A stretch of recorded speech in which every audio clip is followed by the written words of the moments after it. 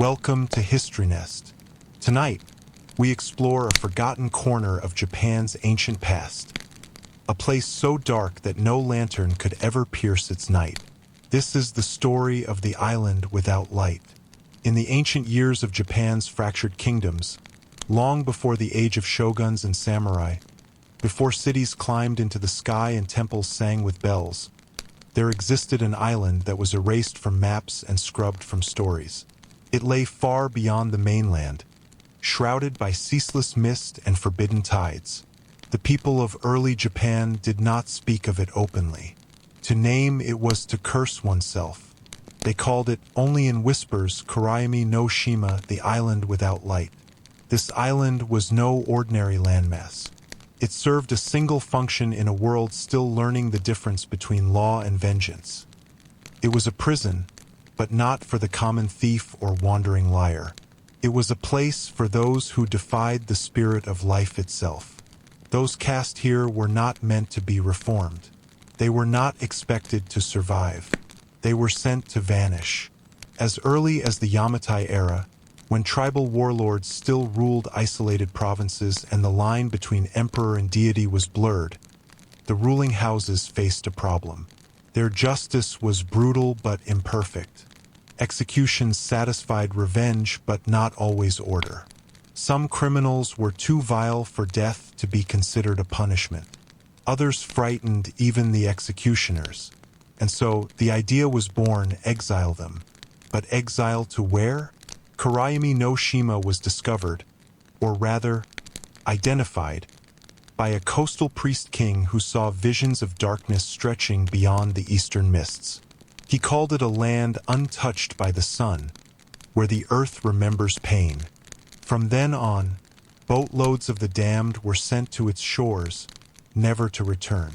They were bound, masked, and loaded in silence. No prayers were offered for their journey. The first wave of exiles came during a year of famine and blood. Among them were men and women accused of the worst crimes imaginable, though records are few and most only mention names, not deeds. Yet surviving temple scrolls and village stones speak of their monstrosities. One of the earliest prisoners was Akai Kuruma, known in folklore as the Red Wheel. A butcher by trade, he began to experiment with human meat during a decade-long drought. He was said to drain his victims like livestock, carefully preserving their bodies for weeks. Villagers discovered his cellar after a dog returned from his home with a human finger. Kai did not resist arrest. He only asked if they enjoyed the taste. Another was a Shizu no Hana, a midwife and herbalist who poisoned newborns she claimed had evil spirits within them. She believed herself to be a womb seer, able to detect children born of cursed blood. It was later revealed she had taken the lives of over 30 infants across 6 villages, always vanishing before suspicion could settle. Kenta the Hollow had no real name. He was a hunter-turned-executioner, employed during the Wars of Unification. When the battles ceased, he continued his work without orders. He wore the skins of those he murdered, claiming their spirits whispered through the flesh. His exile came after he hung his victims on trees surrounding a noble's estate, like fruit. Even among these, none were feared more than Yuki of the Howl, a wandering priestess who claimed descent from the gods of the underworld. She spoke in tongues and wandered towns at night, performing rituals with bones and ash. Entire villages reported waking to find their altars smeared in blood and their children missing. Her cult, if it ever existed, was never found. They were among the first, but the island did not remain empty for long. Over the decades, dozens became hundreds. The exiled were chained in groups, barefoot and starved, packed into longboats by masked guards. No trial, no farewell. Entire mountain sects of outlaws, shamanic assassins, cursed twins, and bandit queens were sent to Kurayami no Shima. They arrived to an island where nothing greeted them but silence. The terrain was jagged, windswept, and cold despite the region's southern climate. Dense forests sprawled through valleys of twisted trees, blackened by salt storms. Caves lined the cliffs, breathing a constant, sulfuric air. Wildlife was sparse and hostile. Rumors spoke of a central mountain where the trees grew upside down, and the light turned to shadow. There were no guards, no walls. The island itself was prison enough. The few records that remain, passed down in scrolls hidden beneath shrines or whispered through secret clans, describe an evolving nightmare. With no rule but survival, the prisoners formed their own brutal order. Groups splintered into tribes based on origin, crime, or belief. Cannibals formed enclaves in the caves, while spirit chasers built bone totems and gathered around volcanic vents. Some called themselves the Children of the Black Moon, a cult born of Yuki's early followers. They carved their symbols into flesh and lived without fire.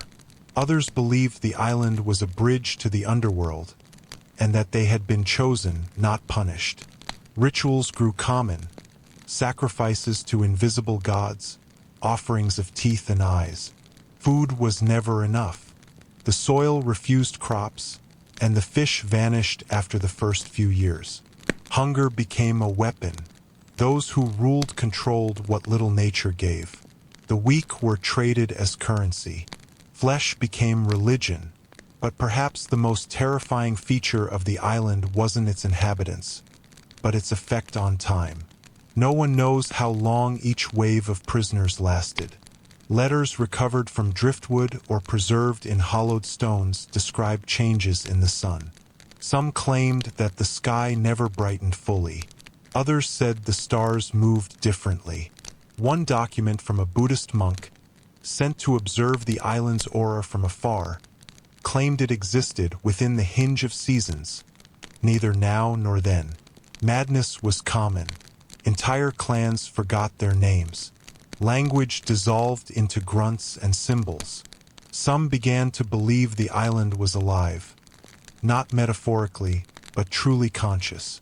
They spoke of trees that whispered names and rocks that bled. One scroll, retrieved from the mainland by fishermen who found a wrecked raft, bore only a single phrase scratched in bone dust: "We are not alone." No ship ever returned from Kurayami no Shima, though legends say a few escaped, silent, broken, and cursed to wander the forests of Honshu, muttering of the place without mourning. The ruling houses eventually banned even the name of the island. Maps were burned. Monks were ordered to erase all mention of it. Faded into myth. Only the sea remembers. And yet, some believe the island still exists. Unlit, undying, waiting. The sea that surrounded the island whispered in tones no man could truly understand. It was a sound not of wind or waves, but of memory. A memory soaked into the jagged stones and crumbling cliffs of the land no map cared to name. The island, a mere scar of earth in a forgotten stretch of the Pacific, stood untouched by sunlight, shrouded by thick fog and the legacy of the forsaken. It did not appear on charts, and those who spoke of it were never believed. It was said that those who were taken there, truly taken, not merely exiled, had committed sins so vast that even the most hardened executioners refused to soil the rope or blade. The earliest known prisoners of the island were ferried under nightfall, blindfolded and shackled in silence. The guards themselves never disembarked, fearing the superstition that anyone who touched the soil would be claimed by the island's will. These condemned were not merely criminals. They were monsters both in deed and in soul. Among the first was a man known in scattered regions of Honshu as the Cannibal of Gifu. He had lived in the mountains with his family, whom he devoured one by one during a particularly long winter. Villagers who later found their bones described markings not of starvation, but of satisfaction. They said his eyes held no hunger anymore, only the cold void of indulgence. Another was a priest from a forgotten sect who had claimed to speak with the dead. In truth, his rituals demanded the lives of others, usually children, whose remains were found buried beneath temple altars, teeth and fingers missing, replaced with black stones and scorched paper charms. Witnesses said his chants could be heard days after his arrest, even from his cell deep beneath the castle. There was a midwife accused of opening the bellies of newborns to free their spirits from flawed flesh. No one remembered her name, only that she smiled when describing what she saw inside their bodies. Not organs, but shapes that didn't belong. When tied to the stake, she wept not from fear but from longing, begging not for mercy, but to be sent to the island. These people, and others worse still, were sent without trial. They were not condemned by judges, but by whispers, by elders, by monks, by those who understood that evil did not always wear chains, and sometimes could not be buried. On the island there were no cells, no walls, just the forest, thick, black, and ancient. The first to arrive believed they were alone, until the trees began to change. Bark split into faces, leaves grew sharp, the ground became soft and warm, pulsing like a dying animal. They tried to leave messages in blood on stones. They tried to stack bones as warnings. But the fog always returned, always covered everything, until even the names they once had faded from memory. Years passed, generations, perhaps. Time on the island did not move forward. It curled inward. Day and night ceased to mean anything beneath the eternal clouds. The sun, they said, had once visited the island, just once, and had never returned. The inhabitants, if they could still be called that, changed too. Hunger stopped meaning emptiness. Pain became prayer. They learned to speak through silence, to kill without motion, to bury their thoughts in the minds of the trees. Some grew roots, some grew extra mouths. Others never died, merely shrank into the earth. By the time the second wave of prisoners arrived, the island had already become something else. Not a place, but a god. Not a god of judgment or wrath, but of decay and memory. It did not punish. It absorbed. Among the second wave was a woman who had once been a courtesan to a provincial lord. She poisoned every man who had ever touched her, including her own sons. She said their love was never real, that she had to unmake it to preserve its purity. She arrived on the island already blind, having torn out her own eyes during the voyage. With her came a mute hunter who had stalked men across the snow for sport. He wore the skin of his brother and claimed it gave him luck. He had once survived a bear attack by feeding it his leg, then crawling home with his entrails dragging behind him. He did not scream once during the amputation. He did not scream when they threw him on the boat. There was also a monk who no longer slept. He believed dreams were lies told by the stars, and so he spent his nights peeling the sky open with ritual blades. His scrolls, confiscated at arrest, contained writing no one could read, except the children, who upon seeing them, began to draw circles in ash and speak of voices from deep water. They were not greeted on the island. There was no need. The island recognized them as its own. Some tried to build, to recreate some memory of civilization. But the trees grew faster than hands could cut. The rain came upward from the ground. The fires burned blue, then black, then refused to burn at all. Birds landed only to die. Insects melted into glass. And in the soil, beneath every stone, there were bones. Not old ones, but fresh, as if the earth birthed the dead in silence. At night, things came out of the trees. Things that were not the condemned, but perhaps had once been. They crawled, without eyes, searching not for food but for warmth, for names. They would stop at the huts, sniff the air, then vanish again before dawn. No one escaped, not because they could not swim, but because the island would not let them forget. Every time they closed their eyes, they saw home, not as it was, but as it could have been. Children never born, lovers never met, roads never taken. The future, denied them, was played like music in their minds, until madness felt like mercy. It is said the island grew bored of silence, that it taught the condemned to sing again, but only in frequencies that shattered birds mid-flight, that when the tide was low, The songs echoed across the sea and infected the minds of fishermen. Villages built earthen dams and filled their ears with wax, but still heard the sorrow. The government stopped sending prisoners, not because of morality, but because the island had begun to answer back. A final ship was sent, not with prisoners, but with monks, 27 of them, armed with relics, incense, and chants meant to cleanse the land. None returned. The boat came back empty, but heavier, as if filled with bones. And when opened, nothing was found, only fog, and the faint scent of salt and ash. Since then, the island has remained untouched. No one speaks its name, not because it was erased, but because it was never truly known. And yet, when the fog thickens on quiet nights, and the wind changes direction without warning, some still whisper that the island watches, that it waits, that the worst among us are not always lost. They are gathered by the island without light. The wind, once a constant and invisible companion of the exiled island, began to carry with it a new scent, one not of salt or storm, but of decay ripening beneath the earth. With each passing day, the soil of the island whispered louder, as though unseen hands turned deep within it.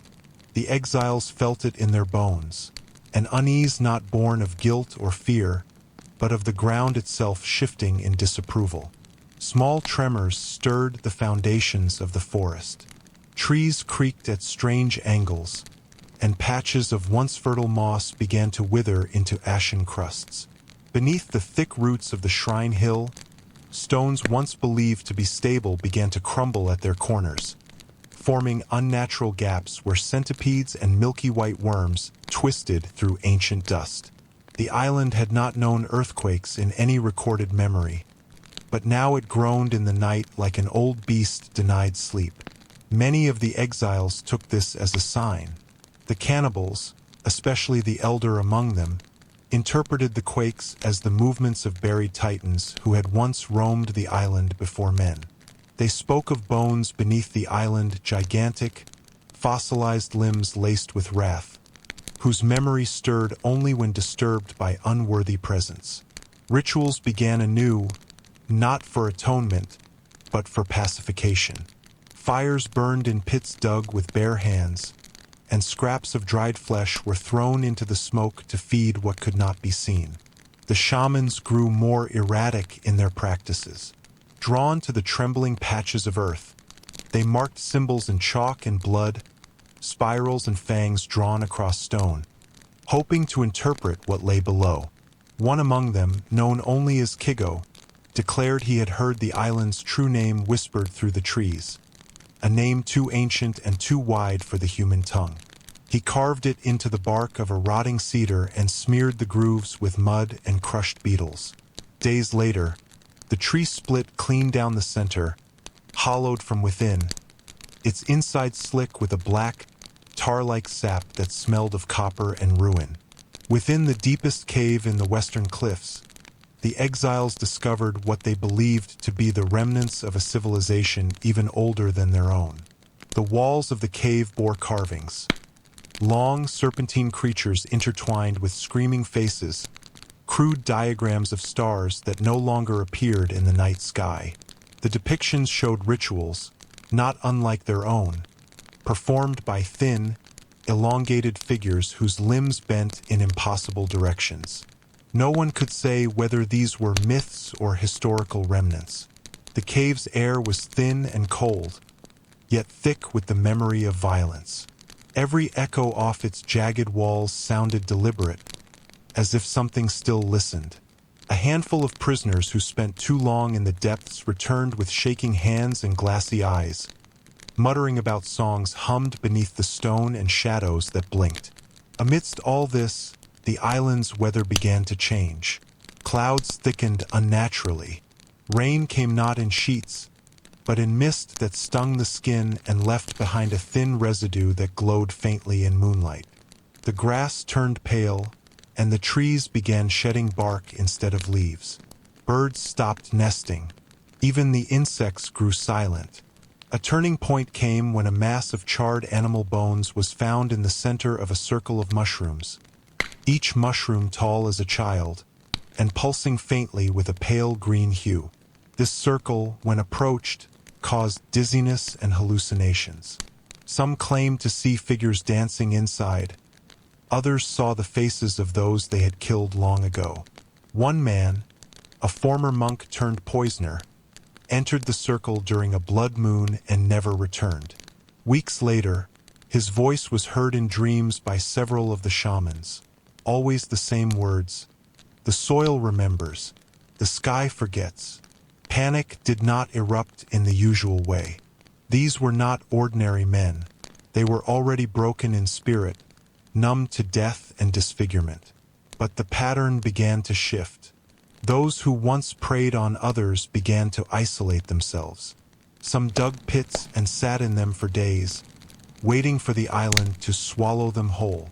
Others began mimicking the carvings in the cave, stretching their limbs in agonizing rituals in hope of becoming something else, something more in tune with the island's ancient will. The leaders among the cannibals proposed the creation of an offering structure, a stone altar atop the highest cliff. It was to be built not to worship, but to warn. A place where flesh would be displayed to the sky and the sea, not for spirits, but for the island itself. They believed the earth's rumbling had a direction, a kind of hunger, and the altar would direct it. The construction began in silence. Stones were hauled with bleeding palms and snapped ropes. Fingers were crushed. Tongues were bitten off in ritual silence. The altar took shape in a week, its base made of layered bones held with tar and vine, its top a flat slab marked with concentric circles carved so deep they bled when it rained. Once finished, they brought a deer, one of the last still living, and tore it open atop the altar. Its eyes were still open as the blood ran into the grooves. For 3 nights after, the island did not tremble. On the 4th, it did. This time it was different.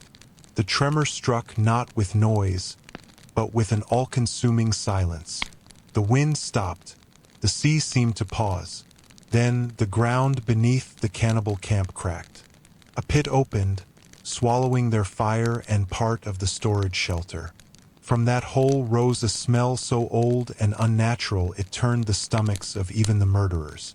A smell like rotting stars, and then humming, faint at first, rising, as though hundreds of voices beneath the earth were waking at once. The shamans wept. One ran directly into the pit and was never seen again. There would be no escape, not from the island, not from what the island had always been. It was not a prison. It was a vein, a vital artery of something greater, something buried but not dead. The exiles had merely reopened the wound. The island had begun to bleed. The wind over the island had shifted again, now carrying with it the sour scent of rot and salt in uneven waves. It whispered through the gnarled bones of trees long since dead, their blackened silhouettes twisting against the overcast sky. Where the prisoners once feared only the unknown, they now began to fear each other more. By the 4th moon after the ship had last vanished on the horizon, a strange silence had settled upon the island. The crows that once fed eagerly on what the ocean offered now circled above without voice. Even the waves struck the shore differently, as if something beneath them stirred, displacing the rhythm of the sea. The population of the exiled had shrunk by nearly a quarter. Those who had disappeared were not found. No bones, no scraps of clothing, not even blood. The thick moss and sharp undergrowth revealed no sign of struggle. Some suspected the cannibals, but even the most depraved had begun to tremble beneath the pale trees. The forest was changing. It no longer responded to footsteps with the usual crackling of underbrush. Instead, it seemed to absorb sound and sometimes people. Among the survivors, several figures began to emerge as more than mere criminals. They were feared not for what they had done in the outside world, but for what they were becoming on the island. One man, branded in his previous life for consuming the flesh of his siblings during a famine, had grown skeletal and pale, his teeth filed to points with the edge of sharpened stone. He spoke rarely, but when he did, it was only to whisper into the sand at low tide. Another, a former court sorcerer imprisoned for performing rites with human remains, had constructed a crude altar in the center of the island using bones and melted tree resin. Birds no longer came near it. On nights when the mist clung to the ground like skin, pale fires flickered from its center without flame or smoke. But the most disturbing presence was the woman they called the Dreamer. She had no known crimes beyond a series of unexplained deaths in her village, all traced back to nights she claimed not to remember. On the island, she wandered alone, yet the others whispered of dreams they shared, twisted visions of black oceans and caves with no end, all filled with her voice. They avoided her not out of hatred, but necessity. When one man attempted to harm her, his body was found upside down in a tree, emptied of blood but without a wound. The isolation of the island had not bred order, nor even chaos. It bred transformation. Men who once killed for coin now prayed in tongues they had not known. Women who once poisoned husbands now built shrines from teeth. The air seemed to press down on thought, suffocating the rational and nourishing the unnatural. By the beginning of the fifth moon, a massive storm rolled across the sea. It struck the island with fury, tearing branches from trees and flooding the lowest caves with salt water. And yet, amid the destruction, none of the exiles died. Their bodies were flung, broken, yet somehow repaired by morning. Bones once shattered returned to form, and bruises melted away as if absorbed by the soil itself. One man, a former warlord who had burned villages in his past, attempted to build a raft during the calm that followed the storm. He was last seen dragging hollow logs to the shore, stacking them with obsessive precision. But when others came to help him, they found only the logs carved with strange spiral patterns, soaked in blood that was not his own. The Dreamer was seen standing at the highest peak the next morning, her arms outstretched as if to welcome the rising sun. But the sun did not rise. Instead, a dull red glow hovered just below the horizon, casting everything in a false dawn that never advanced. The island was no longer simply cut off from the world. It was outside time itself. Animals began to behave unnaturally. A colony of rats moved in coordinated patterns, forming circles in the sand and remaining perfectly still. Birds no longer flew in straight lines but spiraled upward until they vanished. One prisoner, a former surgeon turned murderer, attempted to dissect one of these birds, only to find its organs resembled those of a child. By now, the few remaining rational minds had either snapped or turned inward. One of the last scribes, once imprisoned for falsifying royal decrees, took to carving stories into stone, hundreds of them, all in a language no one recognized. When questioned, he claimed he was merely translating the bones of the island. More caves were discovered, some hidden beneath collapsed temples and overgrown stone gates. Within them were murals of figures with elongated limbs and headless torsos, surrounded by spiraling symbols. The walls were wet, though no water dripped from above. Some believed they heard breathing in the dark, a deep rhythmic sound that matched their own pulse. Then the lights began to appear, first only at night, drifting orbs like fireflies but silent and slower, blue and white in color. They hovered above sleeping figures and vanished when approached. Those who awoke beneath them often wept for no reason, or screamed without knowing why. Others claimed they could hear voices speaking backward, instructing them in rituals with no clear purpose. One ritual emerged again and again, the creation of circles. Stones arranged in spirals, bones laid in perfect arcs. The Dreamer walked among them, always silent, always watching. Her hair, once black, turned silver. Her eyes reflected no light. People began to believe she was no longer human, or perhaps never had been. As the island breathed through its cursed soil, reshaping the minds and bodies of its inhabitants, the sea began to retreat. What it revealed was worse than death. Statues, hundreds of them, trapped beneath the waterline, each in the shape of a screaming figure. Their mouths were open, yet filled with sand. And among them, near the center, stood a colossal statue of a woman without a face. The wind blew again, this time colder than before, and the lights in the caves began to flicker. Something had awakened. The weathered stones that marked the boundary of the central shrine began to shift. Erosion had worn away their engraved surfaces, but the marks of early settlers, crude lines resembling bones, stars, and crude humanoid shapes, remained visible to those who looked long enough. This was where the second cycle began. Long before the sun's light ever reached the deeper part of the island, the earth had groaned. Earthquakes were common, small ones at first, but as the number of exiles grew, the island began to respond. Locals believed that each murderer, each cannibal, each practitioner of shadow rites left behind a spiritual weight, pressing down into the soil. Some called this the accumulation of sins, a silent ledger written beneath the surface. The 5th year after the creation of the exile system was the year of the split. The eastern cliffs broke apart following a long drought and tremor. A new cavern opened, filled with sulfurous air and the skeletons of unknown beasts.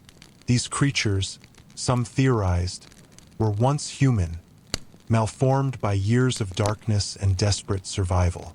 No records were kept of what emerged, only that the island's population began to whisper more about the bones that move at night. Among the shamans, this new opening was considered a sign. They believed the gods of decay had finally taken root on the island, and the chants changed. No longer asking for forgiveness, the rituals now demanded appeasement. Animal sacrifices became human. The weak, especially the blind, maimed, or mad, were selected during the dark moons, drugged with fermented root, and taken to the broken cliffs. Their bodies were never found. In return, the shamans promised a calmer soil and dreamless sleep. Farther from the rituals, newer criminals began to organize. Many were not spiritual, and they rejected the superstitions that had taken hold. They saw the shamans as manipulators and began building crude walls and paths, constructing the first fortifications to separate from the southern sect. These settlers called themselves Izukami, or those without gods. Their leader, a former military officer exiled for orchestrating a political coup, viewed the island as a test of order, not punishment. The Izukami began to map the island. They recorded the safest paths, created signs with charred wood, and kept careful track of food. Their numbers grew mostly from prisoners exiled for political reasons or lesser crimes. Unlike the savage clans in the center and south, the Izukami emphasized cooperation and survival over dominance. But their proximity to the cliffs haunted them. At night, the cliffs emitted soft, whistling tones, as if wind passed through thin reeds. Those who listened too long reported vivid dreams, some peaceful, others suffocating and filled with blood. By the 30th full moon, several scouts from the Izukami vanished near the cliffside. In response, their leader ordered a barrier of sharpened stakes along the perimeter. Still, the whispering never stopped. Back in the southern camp, the shamans delved deeper into their lore. They began carving long poems into bones, ritual verses meant to bind the will of the dead. These verses were hidden in caves, under corpses, or in the roots of sacred trees. The dead were now considered tools for vision. Skulls were turned into masks, ribs into flutes, femurs into knives. By the 6th year, a cycle had fully formed. New exiles arrived in wooden cages, often drugged and unconscious. They awoke to a reality of division. The north with its structure and order, the center and south with its madness and ritual, and the wilderness in between, where no one returned whole. It was during this time that a nameless woman arrived, her face covered in ritual scars, her eyes pure white from ritual burning. She was said to be a prophet from a ruined sect in the mountains of the mainland, accused of devouring her own followers in a holy rite. The shamans welcomed her as the voice of the island. The woman spoke little but carved often. Spirals, eyes, teeth, and circles that never closed. Her arrival coincided with an increase in tremors and the sudden appearance of lightless fungi along the base of the cliffs. These fungi glowed faint blue and were said to cause visions when consumed. The shamans adopted them into their rites. Meanwhile, the Izukami faced their first real split. A young builder claimed to have seen shadows walking across the tops of the cliffs. He drew them, long-limbed figures with no eyes and too many joints. When his companions laughed, he vanished. His drawing, smeared with what looked like dried blood, was found nailed to the center of the Izukami shrine. This sparked a quiet panic, not of monsters but of truth. The Izukami prided themselves on logic and stability, but logic could not explain the cliffs, or why some of their own began humming the chants of the southern clans in their sleep. Some defected. A few crossed into the southern lands and were never seen again. A few returned, eyes empty, speaking backwards. A rift opened within the Izukami leadership. Suppress all belief in the supernatural or embrace it cautiously. The group split. By the 7th year, the island was no longer a prison. It had become a world in itself, with its own cities of bone and clay, its laws written in scars and ashes. The mainland had long forgotten it, assuming most exiles died within a year. They did not know that beneath the cliffs, beneath the chants and blood and night, something older than crime had awakened. The wind continued to howl across the island's twisted landscape, its sharp voice piercing the once still air. It spoke in a language older than memory, winding through the roots of trees and beneath the hollowed bones of the fallen, carrying with it the whispers of the island's forgotten past. For those who still lived on its shores, the air felt charged, as though the island itself were alive, waiting, watching, whispering. The darkness that had settled over the island now permeated every crack, every corner of the ancient land. No longer did the sun rise and set with predictable regularity. The days stretched endlessly, and the nights clung to the land like the choking grip of some unseen hand. The only light came from the flickering flames of campfires, whose light seemed weak, as if it, too, were fighting the island's insidious pull. The survivors had long since abandoned any hope of rescue. The island, once a place of exile, had become something far more sinister. It was a prison not just of flesh, but of time itself.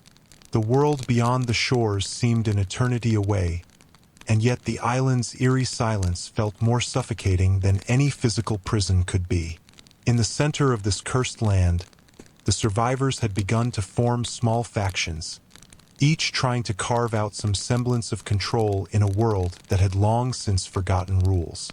The group that once called itself the Izukami had splintered into warring factions, each claiming that it had discovered the true way to survive on the island. But none of them had the answers, for the island had no answers to give. Only darkness. As the days bled into weeks and the weeks into months, the island seemed to grow more restless. The plants that had once flourished with vibrant life now grew twisted and deformed. Some trees had begun to bleed thick, black sap, while others seemed to wither from the inside, their trunks hollowed out by an unseen force. The few animals that still roamed the island had become gaunt and wild-eyed, their once glossy coats now matted and filthy. Even the once vibrant birds had grown silent, their songs replaced by an ominous, unnatural stillness. And then, as the sixth moon began to rise on the horizon, something changed. It began with the caves. The island's deepest caves, long abandoned by the exiles, had begun to hum, a low, almost imperceptible sound that resonated deep within the earth. Those who ventured too close to the cave entrances reported strange feelings of unease, as though the very ground beneath their feet was alive and watching them. And yet, it was the dreamer who first heard the call. The dreamer had long since lost track of time. Her memories, once sharp and vivid, had become as clouded and fragmented as the fog that rolled in from the sea. She no longer spoke, not because she could not, but because words had become meaningless to her. Her eyes, once bright with the fire of life, now reflected only the shadows that danced in the corners of her mind. But the call from the caves was different. It was a voice that she knew, a voice that had haunted her dreams for as long as she could remember. She felt it calling her, pulling her towards the darkness that lay beneath the island's surface.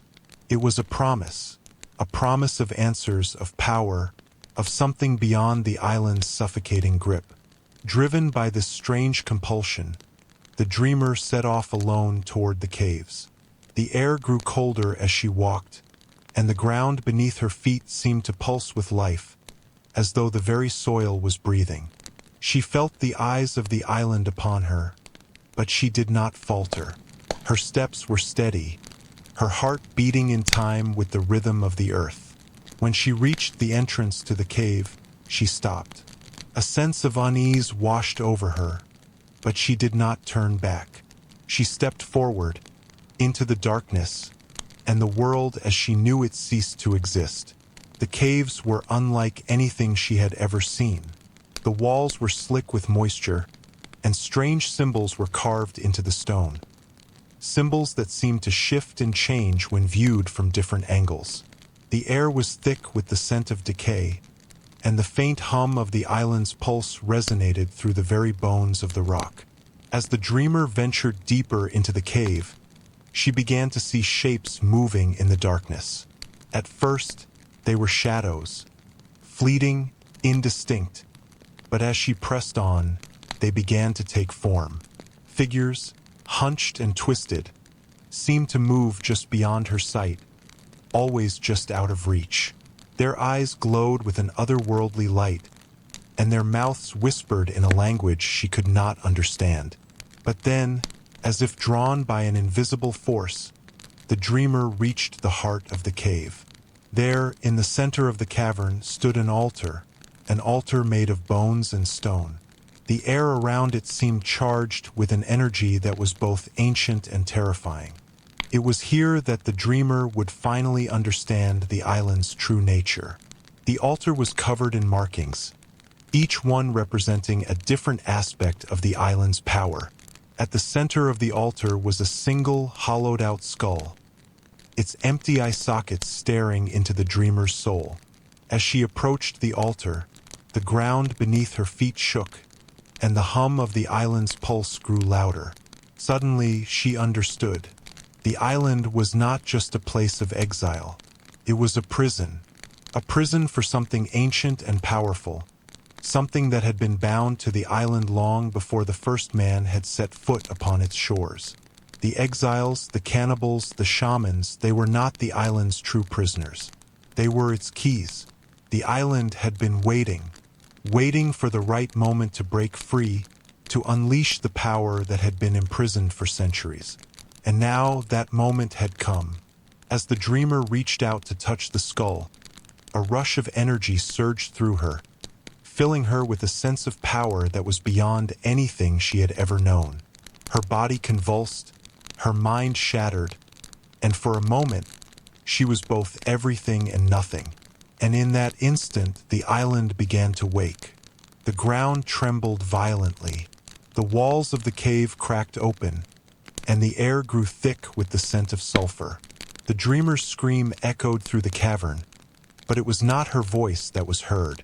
It was the voice of the island, ancient, powerful, and hungry. And then, as the earth split open and the sky turned black, the island's secrets were revealed. The earth beneath the dreamer's feet continued to tremble as the island stirred. A deep, unnatural hum echoed from the heart of the cave, a sound unlike any that had ever been heard before. The vibrations ran through the very marrow of those who still lived on the island, shaking their bones and rattling their minds.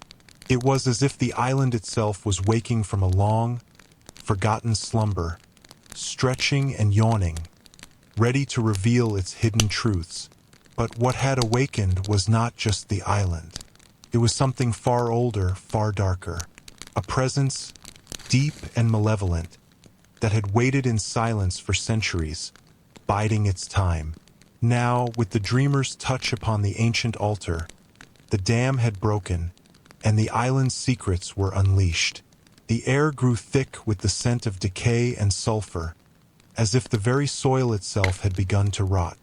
The trees, once twisted and gnarled, now seemed to bend toward the cave, their branches stretching in unnatural angles, as if drawn by an unseen force.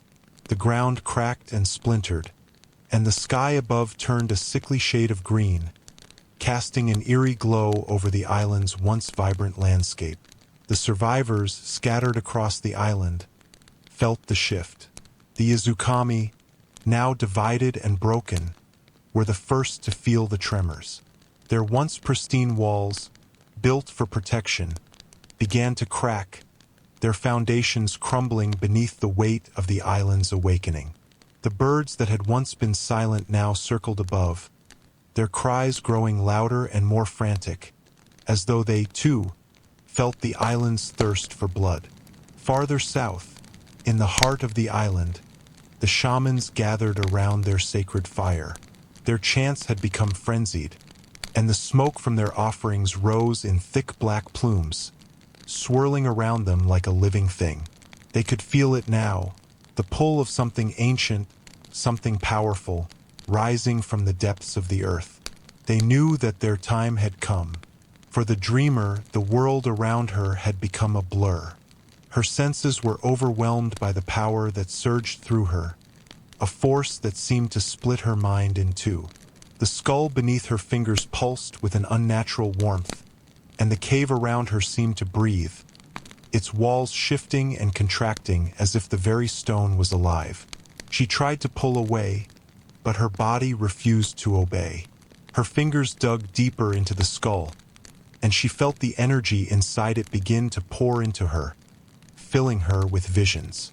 She saw the island as it had once been, before the first exile had set foot on its shores. She saw the land lush and green, the rivers flowing with fresh water, the air thick with life. But that was not the vision she lingered on. No, what captured her attention was something darker, something far more terrifying. She saw a figure, cloaked in shadow, standing at the edge of the island. Its eyes were empty, hollow, and yet they seemed to see everything. It spoke no words, but its presence was suffocating, and the dreamer felt a cold hand close around her heart. It was the island's true master, the force that had once ruled these lands before the first man had arrived. And now it was waking once again. The dreamer's breath caught in her throat as the figure began to move. She saw it walk across the island, its shadow stretching long and dark, swallowing everything in its path. The trees withered and died, the rivers ran dry, and the very ground seemed to crack and twist beneath its feet. And as it passed, the exiles, those who had come here seeking freedom, were not spared. They were consumed, devoured by the darkness that followed in the figure's wake. She tried to scream, to warn the others, but no sound came. The figure turned its hollow eyes toward her, and she felt her body grow cold, as if the life was being drained from her very bones. She fell to her knees, unable to move, unable to speak, as the darkness closed in around her. But then, Just as quickly as it had come, the vision ended. The skull beneath her fingers went cold, and the cave fell silent. The dreamer gasped for air, her heart pounding in her chest. She looked around, but the cave was still. The air was thick with an oppressive stillness, and for a moment, she thought she had imagined it all. But deep inside her, she knew she had not. The island had awakened. As the dreamer stood up, the ground beneath her seemed to shift once more. She could feel it, the presence that had once ruled the land, the ancient force that had been imprisoned beneath the earth for centuries, was now free. And it was hungry. The wind howled outside the cave, carrying with it the scent of death. The sky had darkened further, and the stars seemed to flicker in and out of existence, as if the very fabric of reality was being torn apart. The island was no longer the place of exile it had once been. It was something much darker, much older. The dreamer stumbled toward the cave entrance, her mind still reeling from the vision. She had seen the truth, and it had nearly destroyed her. The island was no longer a prison for the exiles. It was a prison for something far worse. As she emerged from the cave, the full extent of the island's transformation became clear. The trees were bent and twisted, their branches reaching out like claws. The ground was cracked and barren, and the once fertile land was now a desolate wasteland. The air was thick with the scent of decay, and the ground beneath her feet seemed to pulse with a life of its own. The survivors, too, had felt the change. The Izukami, the shamans, and even the scattered remnants of the other factions had begun to gather, drawn to the same central point. They could feel the pull of the island's awakening, and they knew that something was coming, something that would change everything. The island was no longer a place of exile. It was a place of death. And as the sky turned black, the survivors could only wait, knowing that whatever was coming would not spare them. The world had changed. The island, which had once been nothing more than a forsaken land, now pulsed with a dark vitality, as if it were a living, breathing creature that had awakened from a deep, forgotten slumber. The once stagnant air now hummed with an unseen energy that seeped into everything, into the trees, the ground, and the very hearts of the survivors. It was as if the island itself had become a vessel, carrying something ancient, something powerful, deep within its core. As the survivors gathered, their faces filled with fear and uncertainty, they found themselves drawn together by a singular, unspoken force. It was a pull, one they couldn't resist, an invisible thread that seemed to connect them all, urging them to move toward the center of the island. The factions, which had once been divided by their differences, now found themselves united in a common purpose: survival. The dreamer, still reeling from the visions she had experienced in the cave, could feel the island's power growing stronger with each passing moment. She had seen the truth, the terrible truth of the island's awakening. She had seen what lay beneath the surface, waiting to be freed. And now, she knew that there was no escaping it. The island was no longer a place of exile. It was a place of sacrifice. As she made her way toward the center of the island, the landscape around her seemed to shift and warp. The once familiar terrain had become a twisted, nightmarish version of itself. The trees, now gnarled and blackened, seemed to lean in, their branches stretching like claws toward the survivors. The ground beneath their feet was cracked and uneven, and the air was thick with the scent of rot and decay. The survivors, who had once believed that they were the masters of this land, now found themselves at the mercy of something far greater, something far older. The island had become a prison, not just for them, but for the power that had been locked away for centuries. At the heart of the island, the dreamer found herself standing before the ruins of an ancient temple. The stone walls, though weathered and worn, still held an eerie presence, as if they had been waiting for something or someone to return. The air around the temple was thick with the same oppressive energy that had been growing since the island's awakening. It was as if the island itself had been calling them, drawing them all to this one place. As the survivors approached, they could feel the island's power intensifying. The air grew heavier, the ground beneath their feet trembling with each step. The walls of the temple seemed to pulse, as though they were alive, breathing in time with the island's heartbeat. And then, as if answering the call of the island, a figure emerged from the shadows. It was a man, tall and thin, his face obscured by a hood. His presence was both unsettling and commanding, as if he were a part of the island itself, an extension of its will. He moved with a grace that was almost unnatural, his steps silent as he approached the survivors. The dreamer felt a chill run down her spine as she looked at him. There was something about him that felt wrong, as though he did not belong to this world. His eyes, though hidden beneath the hood, seemed to burn with an intensity that pierced through her. He was not human, at least not in the way that she understood it. "We are here," the dreamer whispered, her voice trembling. "We are here to end this." The man did not respond. Instead, he raised his hand, and the earth beneath them trembled once more. The survivors gasped, stumbling backward as the ground cracked open before them. From the depths of the earth, a black mist began to rise, swirling in the air like smoke.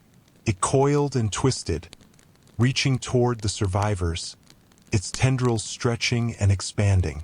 The dreamer's heart raced as she watched the mist grow, its shape taking form, the form of a great, towering figure, an ancient being that loomed over them like a shadow from the past.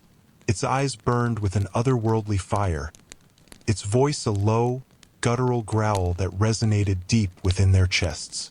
"You have awoken me," the figure spoke, its voice a thunderous roar that seemed to shake the very foundations of the island. "And now you will pay the price." The survivors, now paralyzed with fear, could do nothing but watch as the figure loomed over them, its form shifting and warping, its shadow swallowing everything in its path. The dreamer knew then that there was no escaping this. The island had come to life, and with it, so had the darkness that had been bound beneath its surface. There would be no more fleeing, no more hiding. The island had claimed its prize. In the dim months following the fall of the chieftain priestess of the inner valley, silence settled over the upper ridges of the island like a suffocating fog.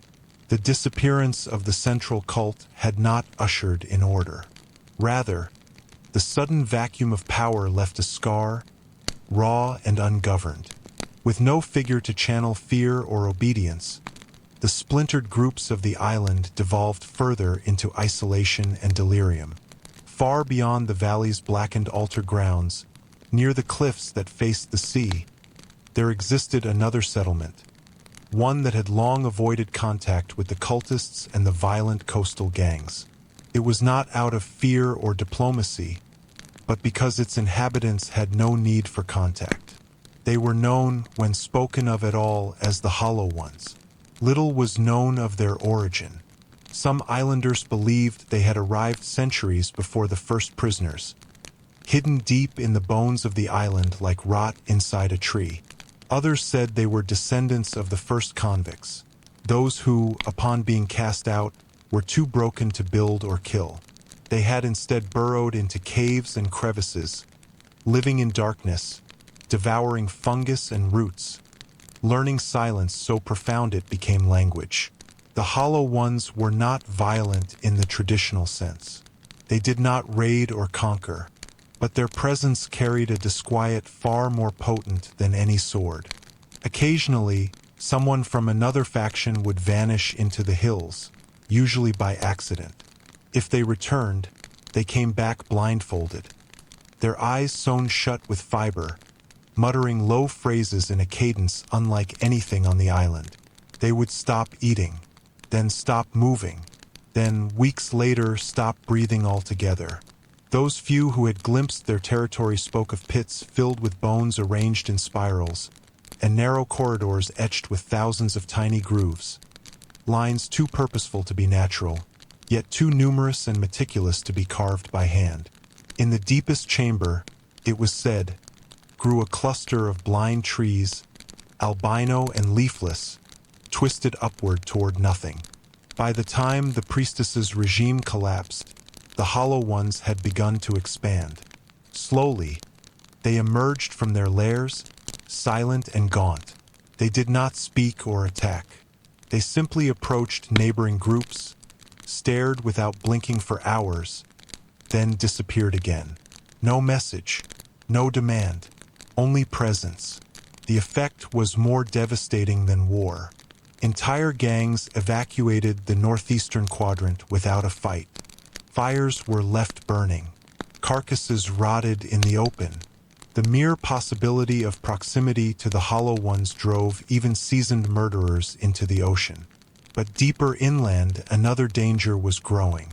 The collapse of the cult had created a spiritual void, and into this void crawled the fragmented remnants of lesser shamans and spirit talkers. These figures, long suppressed under the priestess's hierarchy, now found room to sprout. Among them was one who called himself Mikaburo, the Bone Speaker. He had once been exiled for gnawing the knuckles of living children to extract ancestral truths. Now, with no one to restrain him, he returned to the swamps where the fog never lifted.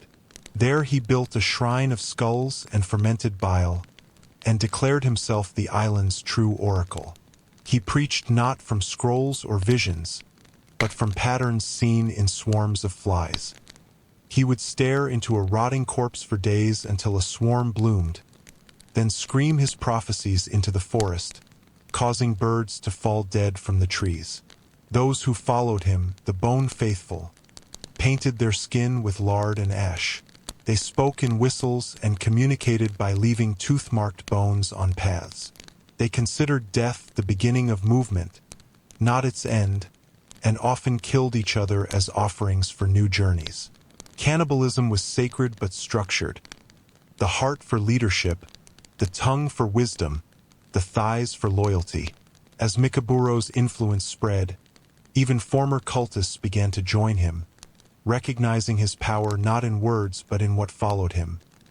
Endless clouds of flies, a stench so thick it seeped into dreams, and the slow disappearance of rival seers. But not all danger came from old mysticism. Along the southern shore, another force stirred, not religious, not mystical, but mechanical. Among the oldest prisoners, there were a few who had once been engineers, craftsmen, or shipwrights. Their skills had dulled over decades of deprivation, but desperation had sharpened their minds again. Led by a man who called himself Kuritomo the Iron Skin, these exiles had begun forging crude machines from shipwrecks, rusted anchors, and volcanic metal pulled from the island's black heart. Their encampment was hidden within the gutted hull of a capsized galleon, the wood petrified by salt and time. Kuritomo wore armor welded from old prison bars and surgical tools. His right hand had been replaced with a contraption of claws, powered by a system of pulleys operated by his own tendons. He did not believe in spirits. He believed in levers, in fire, in force. His group, the Iron March, believed the island was not cursed, only disordered. They sought to impose structure through machines and force, crafting crude golems from bone and brass, powered by trapped island beetles and heat from sulfur vents. They did not worship death, but they weaponized it. Their camps were surrounded by walls of spears, ticking drums to measure time, and loud whistles to announce patrols. They trained children to fight. They engineered slings capable of hurling burning stones across gorges. While others howled at spirits, the Iron March prepared for conquest. It was inevitable that these forces would eventually clash. The Bone Speaker's swamp encroached upon one of the Iron March's resource veins, a fissure of warm stone rich in ore. Mikaburo, interpreting the migration of corpse bugs as divine instruction, sent his faithful to occupy the site, scattering bones and fat candles. Kuritomo responded with firebombs. For the first time in years, the island saw structured battle. The Bone Faithful fought in frenzies, throwing themselves onto spears just to bite. The Iron March fought in phalanxes, advancing in clicks and bursts, shielded by iron masks and greaselit torches. The clash shook the island's southern belly, sending tremors into the deep forest. Creatures long hidden beneath the island's crust stirred at the noise. In the wake of this conflict, the Hollow Ones began migrating again. Whether attracted by the blood or repelled by the clangor, they moved silently through the abandoned foothills, carving new grooves in stone, inhaling the scent of boiled fat, and watching from cave mouths. Yet, amidst the chaos, another element emerged, one no one had anticipated. The rains had not ceased for weeks. The sky, endlessly gray, hung low over the island, as if pressing down with a suffocating weight. The cliffs, slick with moss and algae, wept small waterfalls into the sea below. The forest, once brittle with drought, had become dense and oppressive. The paths that once allowed passage between the camps had collapsed into thick veins of black mud. By the time the rains came, the population of the island had been thoroughly reshaped. The old criminals, whose presence had once dominated the social order, were no longer the loudest voices. Many of them had died in the initial months, overtaken by illness, hunger, or each other. Those who remained had either grown quiet or retreated deep into the woods. In their place, new factions rose, not born of crime but of survival. These were not men and women defined by what they had done before exile, but by what they could do now, and what they were willing to become. In the eastern valleys, a group calling themselves the Ashkeepers began building a system of burial rituals. Their leader, a former midwife accused of poisoning infants, claimed to receive dreams from the island itself.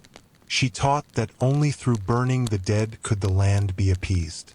The bodies were placed atop stone platforms and burned at twilight, and the ashes collected in carved wooden bowls, placed beneath sacred trees. The villagers, desperate to prevent further sickness, followed her rituals without resistance. The ash filled the air, and it was not uncommon to wake with black dust lining one's nostrils. Further north, on the jagged outcroppings of the cliffs, a group of men began to worship the sea. They called themselves the Drowned Eyes and painted their faces with salt water and fish blood. Their chants echoed in the night, sung to the rhythm of the crashing tides. They believed that the storms were a judgment and that offerings had to be made. First it was food, dried fish, crab shells, fruit. But when the rains continued, they turned to other offerings. A thief who had been caught stealing rations was the first. Then a woman who had given birth to a stillborn child. The sacrifices were bound, blindfolded, and cast into the sea at midnight. The screams carried far into the inland woods, and yet no one came to stop them. At the center of the island, deep within the mist-choked forest, the original village had become something else entirely. Once a gathering place, it was now avoided by nearly everyone. Rumors spread of lights flickering in the trees at night, green and red, never white, of figures walking silently through the undergrowth, barefoot and pale, speaking no words, of fires that burned cold and stones that bled. Some said the shamans had returned and reclaimed the land. Others whispered of things older than shamans. A former court scribe who had been exiled for forging land deeds and selling peasant property to lords began keeping a written account of the sightings. He lived alone, building a crude hut against the side of a ruined shrine. He never spoke to anyone directly but left pages pinned to tree trunks along the paths. These pages described dreams in which he saw an ancient creature, made of vines and teeth, watching from beneath the island. He wrote that the creature grew stronger with every death and that the shamans were feeding it. One of his final writings read, "It is not the island that curses us. It is we who awaken it. Each act of violence, each breath taken in hatred, each whispered threat, all of it nourishes the thing below. We came here to be punished, but now we are the punishment." After that entry, no more pages appeared. His hut was found empty, the walls clawed from the inside. Along the southern shore, where the sand had turned black from volcanic erosion, a small band of women had formed a closed community. They were former healers, accused of herbal witchcraft and ritual murder. They did not speak to outsiders and covered their faces with bark masks. They had learned to distill poisons from the flowers that bloomed only during the storms. Occasionally, dead birds or rats would appear near other camps, their corpses twisted and foaming. These women were feared, but not attacked. They had become a necessary danger. Some even sought them out for protection or revenge, though none would admit it openly. The youngest generation, the children born on the island, began to grow without names. Few kept records anymore. Ceremonies of birth and death had been replaced with silence. A child who died was simply buried under rocks. A child who survived was left to learn from the island itself. The older criminals, especially those from the original exile wave, were slowly fading. Many of them were sick, with open sores or wheezing lungs. They no longer controlled food stores or enforced labor. Their authority had been consumed by the new cults, the new beliefs. Authority now belonged to whoever could keep death away. One day, a heavy fog descended upon the entire island. Thicker than usual, it rolled down the mountains like smoke and stayed for 3 days. No fires could burn during that time. No voices were heard. Even the insects ceased their buzzing. The island became as silent as a tomb. When the fog lifted, several things were missing. 3 full camps had vanished. Tents, fires, tools, and all inhabitants. Only circular patterns of crushed grass remained, as if something had sat upon them. People began to speak less. Even the ashkeepers ceased their rituals. The midwife who led them was found dead, burned by her own fire, her arms crossed over her chest, her mouth filled with ash. The sea, once violent with storms, grew quiet, but no one dared to fish. The drowned eyes, too, disappeared. Their cliff altars collapsed into the ocean. The waves stopped singing. A creeping sense of inevitability had settled on the island. There were no more leaders, only wanderers. No more camps, only hiding places. The island had finally become what it was always meant to be. Not a place of exile, but a place of dissolution. Those who remained began walking without purpose. They no longer remembered the crimes that brought them here. They no longer remembered the names of the dead. Only the sound of the trees remained, whispering secrets that no one wished to understand. The island did not speak. It listened, and below something stirred. The slow procession of decay continued as the years on the island stretched with increasing monotony. The convicts, now years removed from the mainland, no longer measured time in seasons or days, but rather in the pace of rot, of wood, of skin, of thought. Trees lost their leaves prematurely, soil hardened and cracked, and even the seabirds no longer circled the cliffs as they once had. The island's decay was complete, and its heartbeat had quieted to a murmur. In the northern part of the island, beyond the ash-covered meadows and crumbling palisades of the old camps, there stood a blackened hill known as Ukura's Spine. Named for the old cannibal who had once prowled its slopes, the hill was a place of rumor and superstition.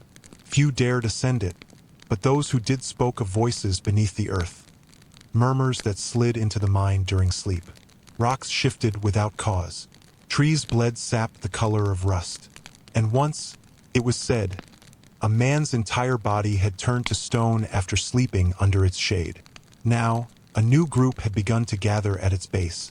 those who had splintered away from the decaying central camp in search of solitude or salvation. Among them were remnants of old faiths, self-proclaimed prophets, and murderers too vicious even for other criminals. They brought with them relics from the early days, bone charms, etched stone tokens, and blackened scrolls smeared with oil and blood. Their leader, a blind man known only as Yukino, claimed that the hill held a mouth to the underworld, and that something ancient had begun to stir within it. Yukino spoke in riddles and sang at night in guttural tones. His voice echoed across the valley like the distant creaking of ships long sunken. Followers sat around him, cross-legged and hungry, repeating his verses until they lost meaning.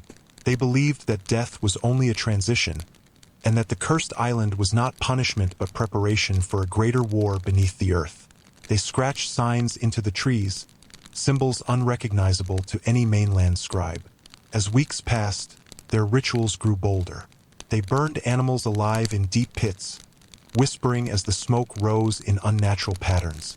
They carved spirals into their own flesh, believing that the scars formed a map. One woman flayed her hands and wore the skin as a veil.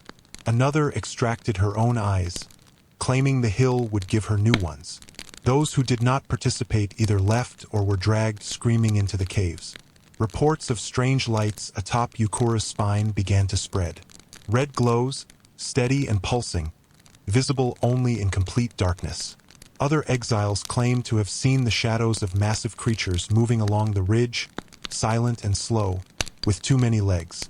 A few tried to investigate, but none returned. Some said the hill was consuming them. Others whispered of a pit without bottom. Far from Yukura's madness, the lowlands remained eerily still. The original camps, long since abandoned, stood like fossilized memories.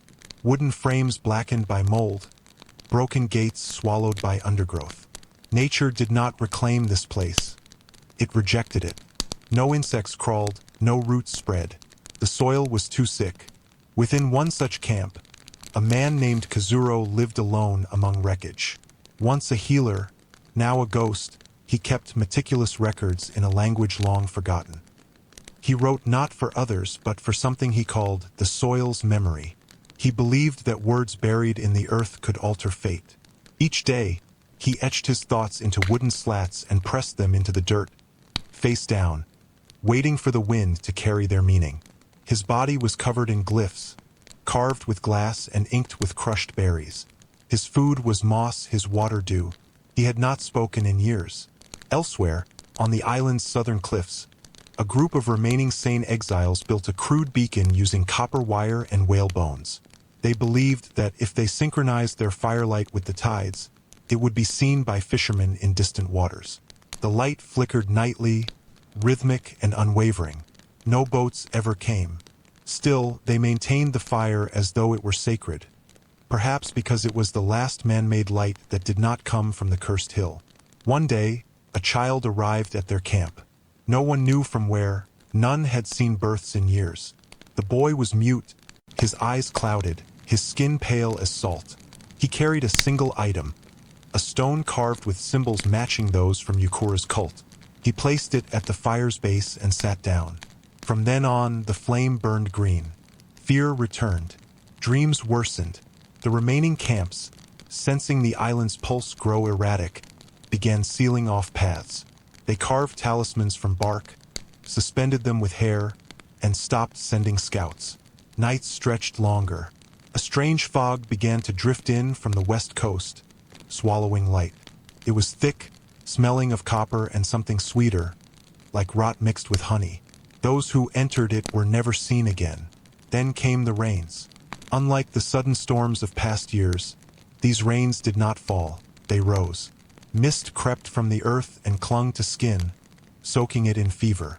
Plants wilted, fire refused to burn, and in the rain's silence, whispers grew louder. The words were always the same: "He waits beneath." No one knew who he was, but many began digging, not for escape, but to reach him. Pits spread across the island, narrow at first, then wide. Some were ritualistic, lined with bones and adorned with inked cloth. Others were savage, simple holes gouged from soil by bloodied hands. It was no longer clear which groups were digging and which were running. All acted with the same compulsion, as if sleep itself had been replaced by instinct. They dug without rest, some collapsing into their own trenches. It was a fever of descent. Yukino's hill remained silent, but those near it claimed that tremors had begun, small, rhythmic, like breathing. The caves grew warm. Water within them steamed. The symbols carved into stone began to shift. Not visibly, but subtly, as if their meaning had changed. Then, one night, the stars vanished. The sky, once smeared with gray and dust, turned perfectly black. No clouds, no wind, no moon, just absence. Those who looked up swore they saw something staring back. A flat, patient gaze stretching across the heavens. It brought no heat, no pain, just the certainty that it had always been watching. The next morning, the sea was gone. Not dry, but distant. The tide had receded beyond the horizon, leaving behind crabs turned inside out, coral bleached of color, and fish that twitched despite their hearts not beating. No waves returned. The island, now fully isolated, seemed to float in a basin of fog and dead silence. Kazuro, still in his solitude, placed his final wooden slab into the earth and waited. Beneath him something moved, not the shuffling of creatures or the cracking of stone, but a deliberate, fluid motion, like a turning page. He stood, facing the windless air, and for the first time in decades he smiled. In the distance, atop Yukora's spine, a new shape formed. Not a figure, not a building, something in between, a twisting silhouette that bent in and out of view. The cult gathered, chanting without sound. The hill pulsed, the earth inhaled, and the island prepared for what came next. The following months brought a chilling stillness to the island, as if nature itself had taken notice of the steady descent into madness. The air became heavier, the wind more hesitant, and the sea more secretive. The cries of gulls that once swept overhead became rare. The horizon, once a comforting blur of sun and sky, now appeared fractured, like glass waiting to shatter under the weight of unseen forces. Beneath that sky, the island's heart continued to blacken. The southern cliffs had long been avoided. Early prisoners who tried to escape the northern fences and scale the coastal rocks had either vanished or been found days later in mutilated forms, broken in ways that suggested more than just a fall. Now that southern expanse had become home to a makeshift shrine, one erected from bones and fishing rope, half buried in kelp and dried blood. It was not built by the guards, nor by the older exiles. It had been slowly assembled by the mad. Over time, certain prisoners had begun to chant under their breath, strange syllables that matched no known language. They carved symbols into their own flesh, circling around the idea of something ancient beneath the island, something waiting. What began as scattered hallucinations shared in whispers soon turned to a collective obsession. And so the shrine grew. The guards, many of whom had long since abandoned any idea of control, merely watched from afar. Fear had hollowed them out. One patrolman, after approaching the cliff shrine with the intent to destroy it, was found the next day nailed to a rock, his eyes burned out and filled with seawater. No one attempted again. Within the deeper parts of the forest, groups of prisoners split off into cult-like units. These were not organized cults with doctrines and rituals. These were feral factions driven by hunger, madness, and desperation to believe in something. Anything. The shrine at the southern cliff became the centerpiece of these beliefs, a point of unspoken convergence where all their fears coalesced. Beneath the surface of the island, the soil began to shift. The cave systems, long thought to be shallow and empty, were discovered to run deeper. Not by organized excavation, but by accident. A collapsing tree during a storm opened a hollow. Prisoners stumbled into it, and what they found unsettled even the most detached minds. Carvings, statues, remains of stone structures far older than any known records. The tunnels spiraled downward in geometric patterns, walls humming faintly when touched. The deepest room of this newly uncovered complex contained an altar. Around it, the floor was etched with circular symbols, repeating like waves or eyes. The language engraved along the walls bore no resemblance to Japanese, Chinese, or any regional script. Yet prisoners who had never learned to read claimed they could understand the messages. When asked, they would fall silent or laugh uncontrollably. The shaman women, once a small and scattered group, now expanded their presence. Their faces painted in ash and clay, they wandered the forest singing in discordant tones, sometimes surrounded by followers in various stages of decay. They claimed the island had begun to speak, not in sound but in symbols, in movement, in sickness. Animals died in unnatural poses. The moon's reflection in water distorted into spiral shapes. Trees bent away from the cliff shrine as if repelled by its presence. An old cannibal named Moriatsu began speaking of the sea as a second mouth, one that devoured not only bodies, but thoughts, names, and memories. He had once been feared for his killings, but now wandered muttering like a priest gone blind. He warned anyone who listened not to sleep near the water, not to stare into the shallows at dusk. He claimed the island had always been here long before people. It had simply waited, dreaming. More disappearances followed. At night, those who kept watch swore they saw lights flickering between trees. Not torches or fires, but pale, greenish pulses, like the glow of algae in motion. Sounds no mouth could make echoed between the cliffs and caves. Some guards attempted to signal the mainland, but no boats came. Flares were released, letters were burned, messages scratched onto turtle shells and thrown into the sea. Nothing returned. Soon, even the seasons began to blur. Snow fell in midsummer. Salt water froze in patterns resembling veins. Food stores rotted within hours of being hidden. Insects bred in meatless bones. The island was decaying not only physically but temporally, a disintegration of what it meant to be alive in a sane world. One of the former officials, a man named Araki, once the island's logistical overseer, attempted to restore order. He gathered what remained of the functioning guard force, issued weapons, and declared martial law. He lasted 3 nights. By the 4th night, his own men had fled, driven mad by dreams of mouths in the sky and tunnels beneath their beds. Araki was last seen walking toward the cliff shrine, arms outstretched, his body glowing faintly under the moonlight, followed by shadow-like figures that did not cast reflections. The shrine by now had changed. It no longer resembled bone and rope. It now had form, impossible angles and materials not found on the island.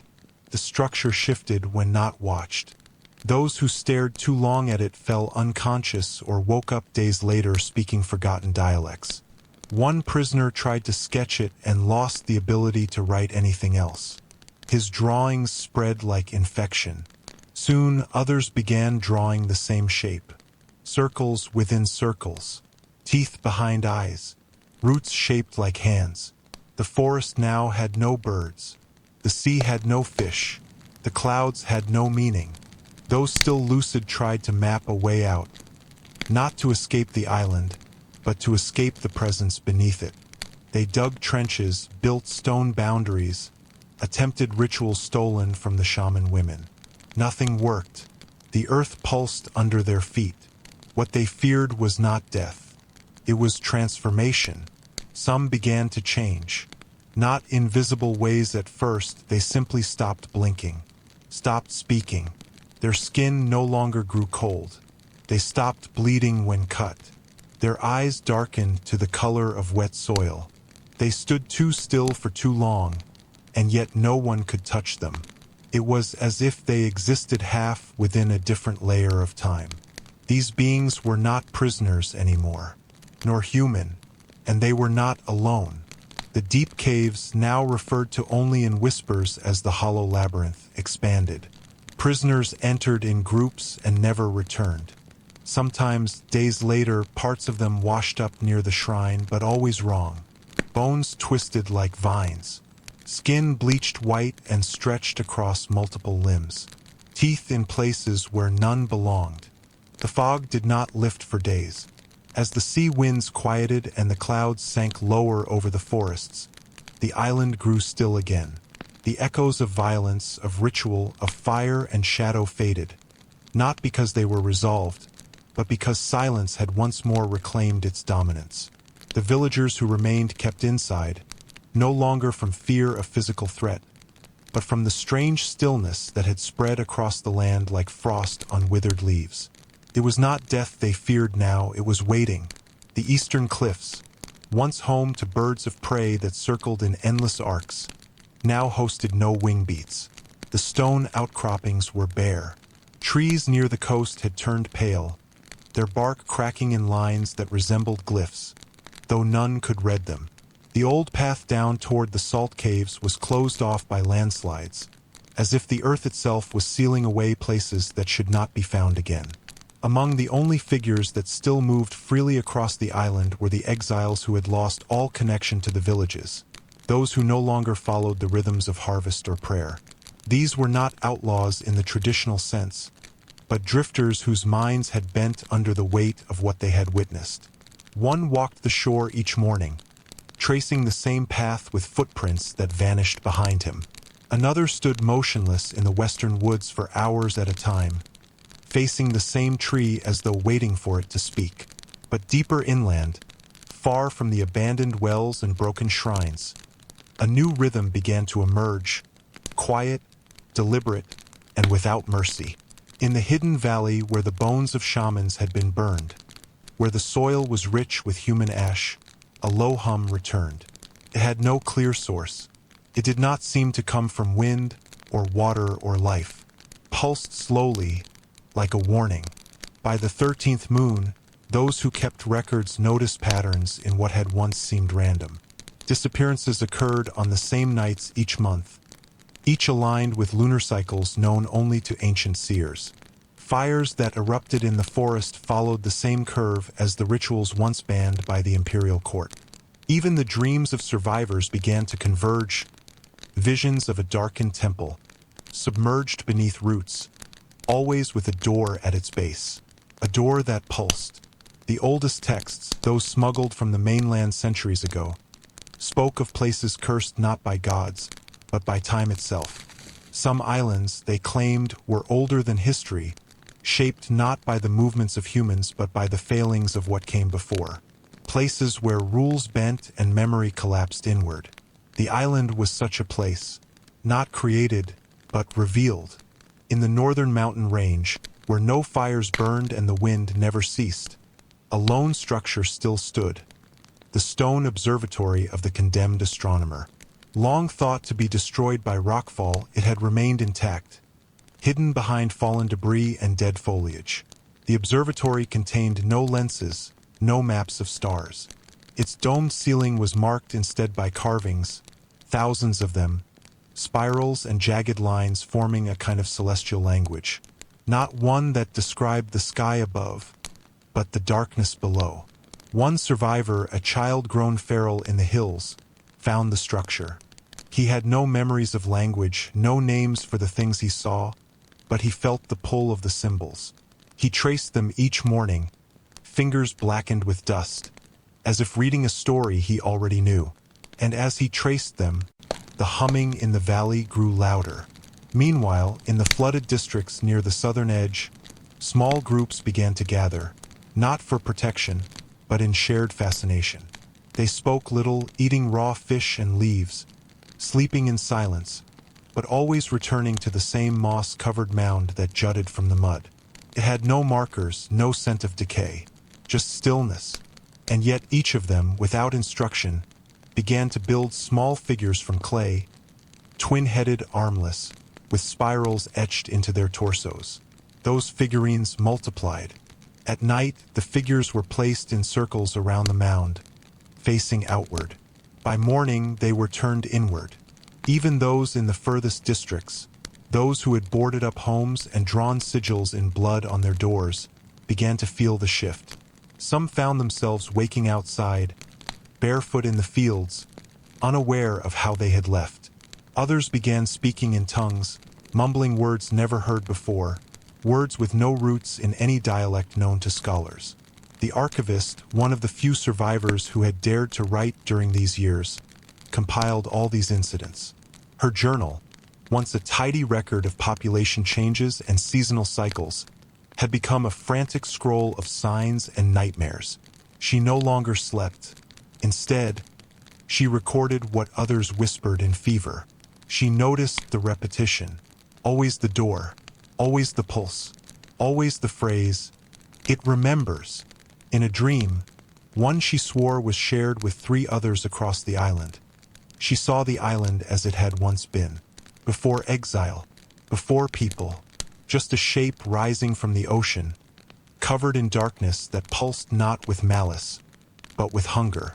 There were no humans in the vision, only lightless forms crawling up from a split in the land. Not beasts, not ghosts, something else, something that watched. The temple beneath the roots returned in her mind. Not built, but grown. Its walls alive, shifting slowly. Within it, a black pool, not water but something thicker. A reflection that did not match the face above. A breath that did not follow lungs. And beneath the pool, the door. She awoke screaming. By the 14th moon, storms returned. Not the typhoons of previous years, but internal tempests. Winds that moved without warning through a single village, leaving the next untouched. Lightning that struck without clouds. Rain that fell only over shrines. In the northeast, trees bent toward a central point, an abandoned burial site, though no one had approached it in months. Roots grew across the ground, not randomly but forming shapes. Eyes, spirals, arrows. The pattern was no longer subtle. The island was changing shape, not physically, but in meaning. Places that had once been sacred now repelled animals. Sites of execution now shimmered with warmth. Water from the old springs turned red, but had no taste. And in all of these signs, the message was the same. Time was folding. One evening, as the storm winds paused, the valley hummed louder than before. The ground quivered. Small insects, long thought extinct, swarmed from fissures in the stone. Their bodies glowed faintly. Each had markings on its back resembling the glyphs of the ancient astronomer. The boy from the hills returned to the observatory. This time he was not alone. Others followed, those with broken speech, with burned hands, with eyes that no longer blinked. They entered without hesitation. One by one, they traced the carvings on the ceiling, forming a chain of fingers and breath. The room grew warm, and then still. In that silence, one figure stepped forward, the child. He pressed his hand to the center of the floor. The stone gave way not by cracking but by softening. Like wax, a spiral opened, and within it, darkness moved. The heart of the island was not a place easily reached. To enter it, one had to cross the forests of ash trees and the jagged bones of dried ravines that once held streams of icy runoff. These ravines no longer held water.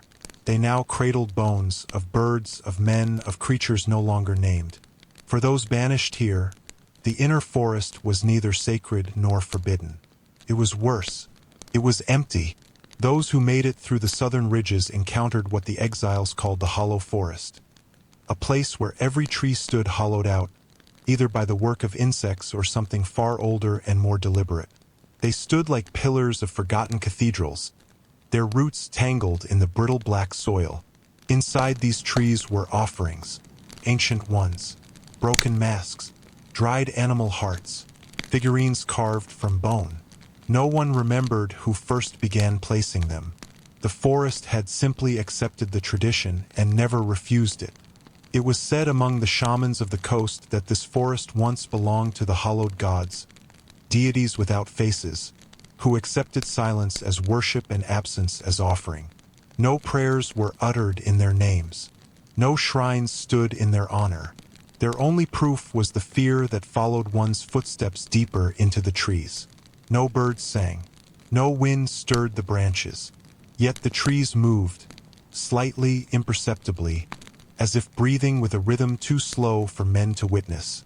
The exiles who ventured too far into this place rarely returned. If they did, they came back unable to speak, with their eyes drawn inward, as though they had seen the memory of something that predated mankind.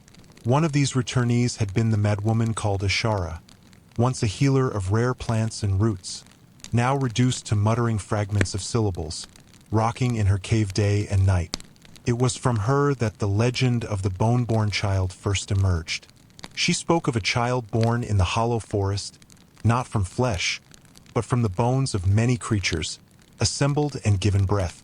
This child, faceless and tall as a man, wandered the island in search of forgotten names. Wherever it stepped, silence deepened. Animals would stop moving. Time itself would fold slightly, delaying the rustle of leaves or the settling of dust.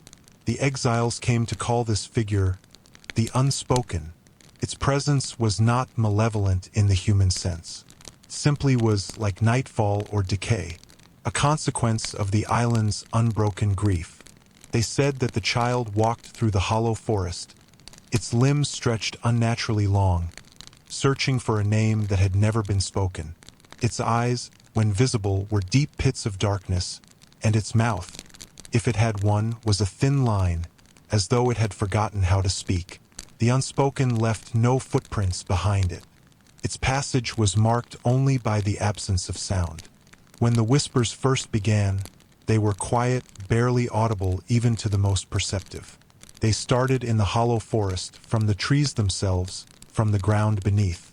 Slowly, they began to spread across the island, curling into the minds of those who still lingered on the edge of sanity.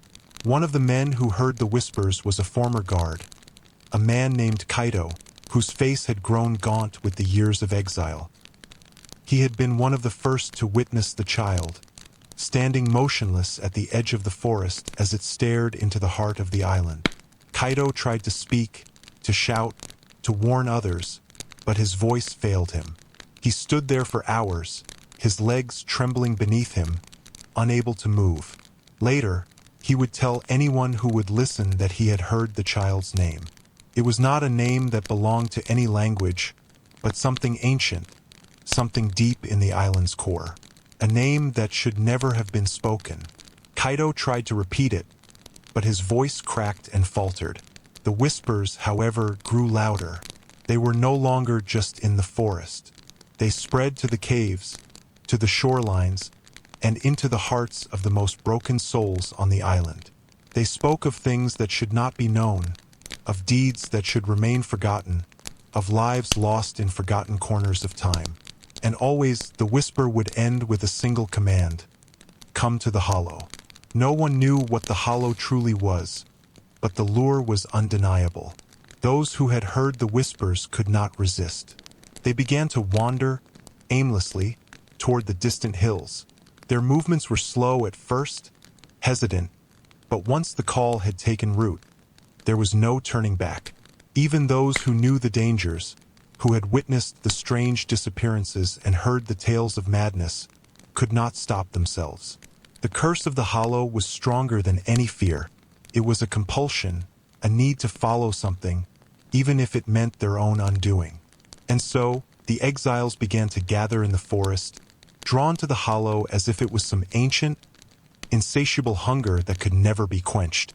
They brought with them nothing but their desperation. No food, no weapons, no names. Only the promise of something waiting at the end of their journey. The hollow itself seemed to respond to their presence. The air grew colder, the sky darker. The trees began to bend inward, their branches twisting together as though to form a barrier around the gathering place. The ground trembled slightly underfoot, and a low hum filled the air, like the distant sound of a drumbeat that could never be silenced. As the night deepened, the exiles stood in a circle, their eyes fixed on the center of the hollow. Something was coming, something that had been waiting. And then, as the first of them stepped forward, a shape began to materialize in the darkness. It was the unspoken, but it was not the same as before. It had grown. Its limbs were longer, its body more solid. It no longer appeared as a figure of bone and darkness. It had taken on a new form, a shape that resembled something ancient and terrifying, something that should never have walked among men. The exiles trembled, but they could not look away. They were drawn to it, as if by an invisible force. And as the figure moved closer, the whispers grew louder, until they could be heard by all. "Come to me," the voice echoed, not in words, but in their minds. The unspoken stretched its arms wide, and the trees around them shook violently.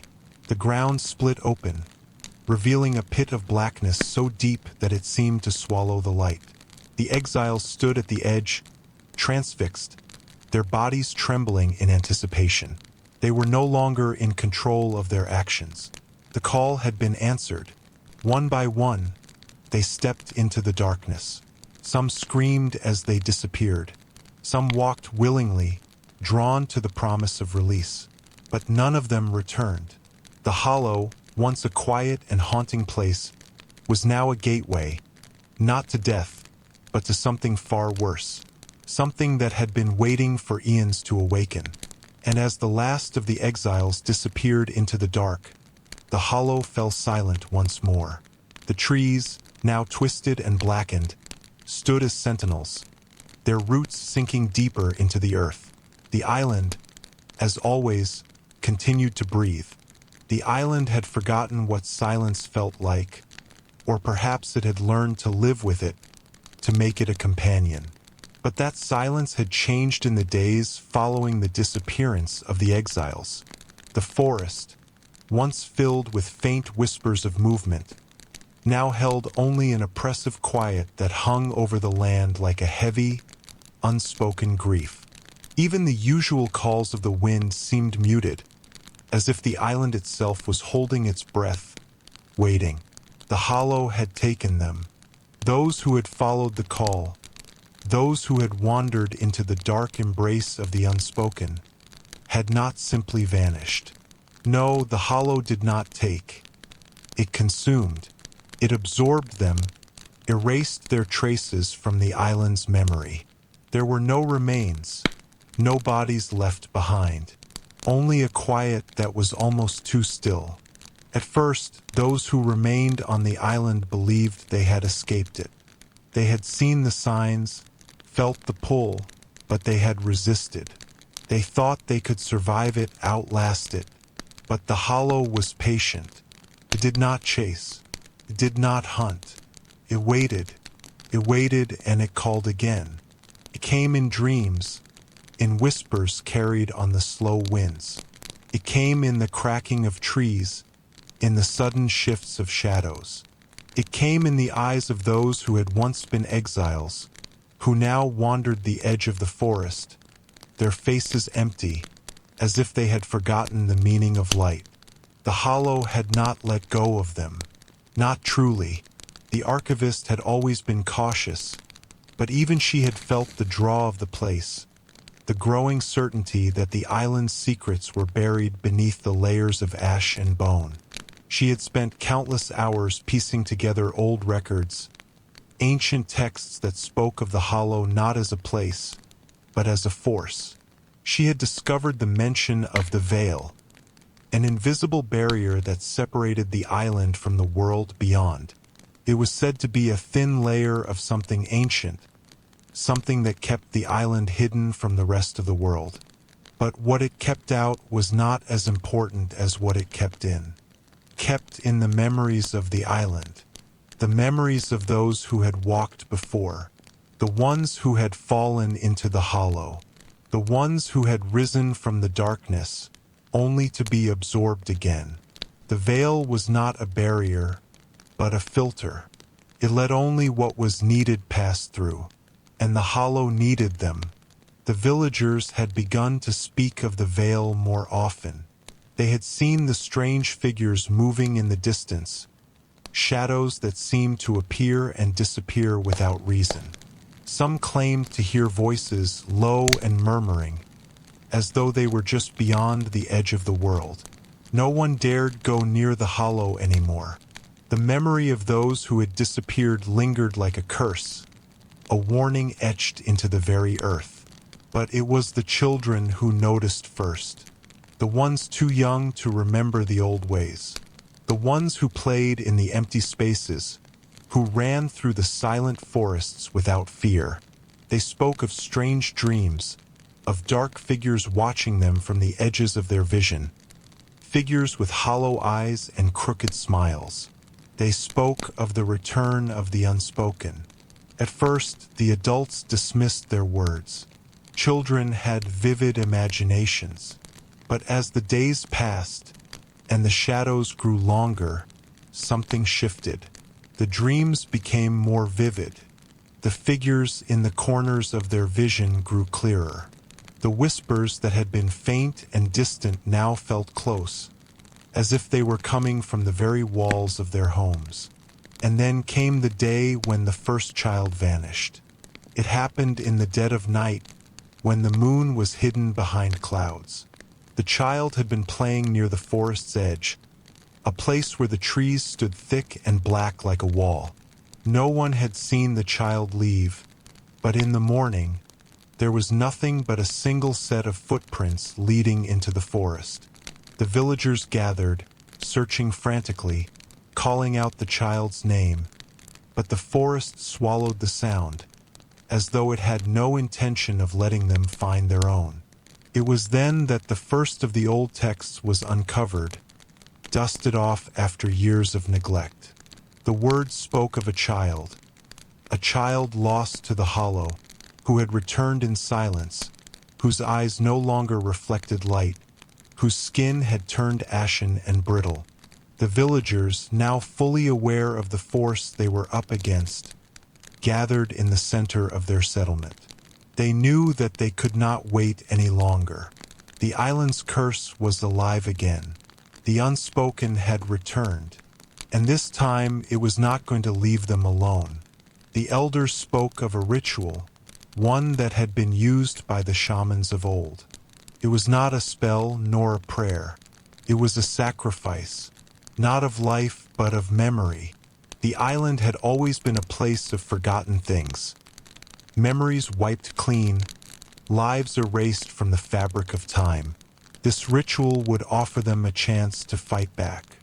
But the price would be steep. The villagers had no choice. They gathered in the heart of the island, at the base of the mountain, where the hollowed trees were the thickest. The ritual was simple yet devastating. Each person would give up a part of themselves, a memory, a name, a piece of who they were, and in return they would be allowed to live. But the hollow demanded more than they realized.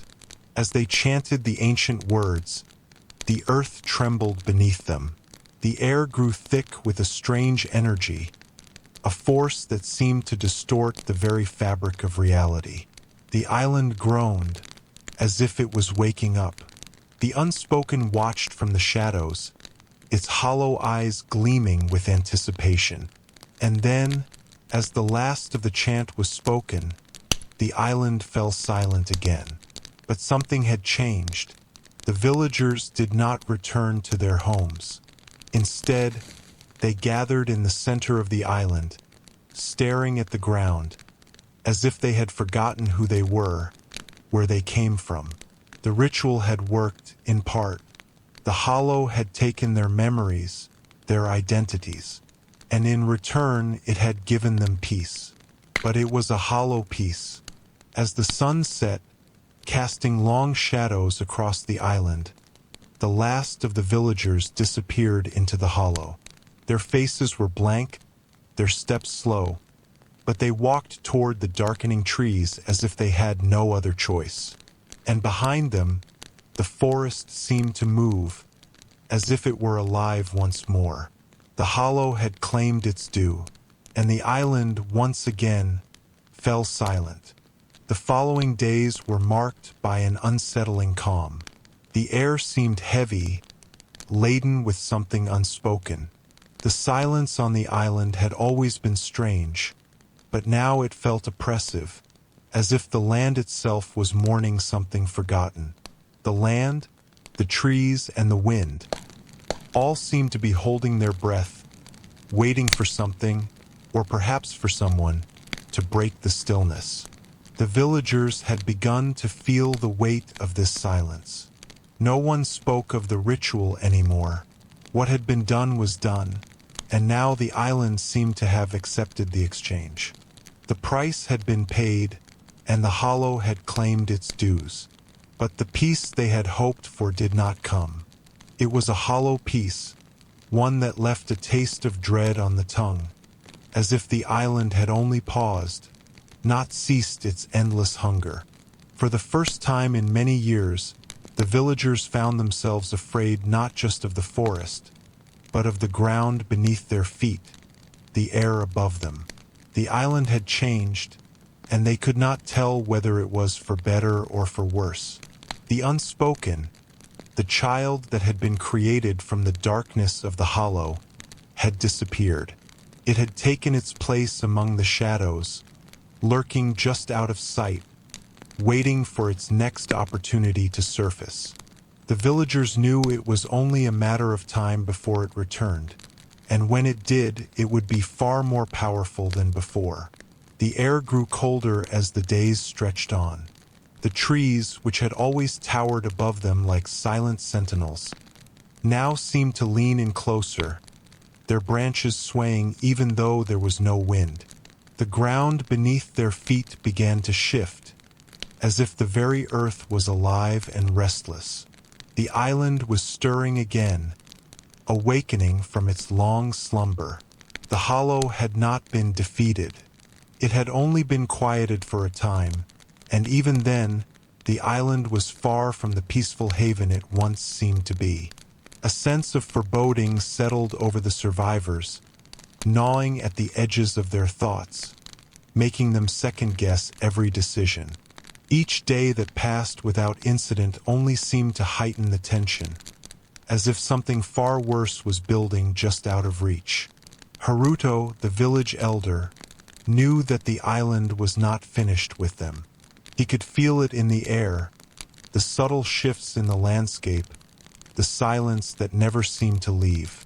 He had once been a shaman, skilled in reading the subtle movements of the world, but now even his trained senses felt overwhelmed by the presence of something ancient and dangerous beneath their feet. He knew the hollow was not gone. It was only waiting for the right moment to reemerge. He had spent years piecing together the fragmented histories of the island, searching through the old scrolls and texts that had been passed down through generations. What he had discovered was chilling. The island was not just a place, but a nexus, a point where the living and the dead, the forgotten and the remembered, converged. The hollow was the embodiment of all that had been forgotten, a force that could not be erased, only contained. And now the barrier that had held it back was weakening. The veil, the invisible boundary that separated the island from the rest of the world, was becoming thinner, more porous. It had been created long ago by ancient shamans who had once tried to seal away the darkness, but now it was no longer strong enough to keep the hollow at bay. The veil had become a mere suggestion, an illusion that was gradually crumbling. Whatever had once been bound within was now free to slip through the cracks. The villagers had always known that there was something strange about the hollow. It was not just a place of death, but a place of transformation. Those who had disappeared into it had never truly died. They had become part of the island, their souls twisted and remade into something else entirely. Their bodies, lost to time, had returned in a form that could not be recognized, empty shells, hollowed out by the hunger of the island. And now, those who had been changed, those who had been absorbed into the hollow, had begun to return. Their eyes were empty, their faces blank, but they moved with purpose. They no longer walked as men, but as something other, something that could not be easily described. The villagers who had survived the ritual had no choice but to confront what was happening. The hollow had called them back, and it was not going to stop until it had consumed every last one of them. They could feel it in the very bones of the island. The pull of the darkness was undeniable, and the time to face it had come. Haruto had spoken of the veil, and the villagers knew now that they could not escape. They had tried to resist before, but it had been futile. The hollow was not a force they could run from. It was part of the island itself, woven into its very fabric. The only way to end it was to face it head-on. And so, they made their way toward the heart of the island once more, stepping carefully through the dense forest. The air had grown heavy with the scent of decay, and the trees seemed to whisper as they passed. The ground beneath their feet was slick with moss and dead leaves, and each step they took felt like a journey into the unknown. As they neared the center of the forest, the silence deepened. The very earth seemed to hum with an energy that was both familiar and alien. The hollow was near. They could feel it in their bones, the darkness closing in around them, drawing them deeper into its grasp. And then they saw it, the hollow standing before them like a vast, unblinking eye. It was not just a place anymore, but a living, breathing force.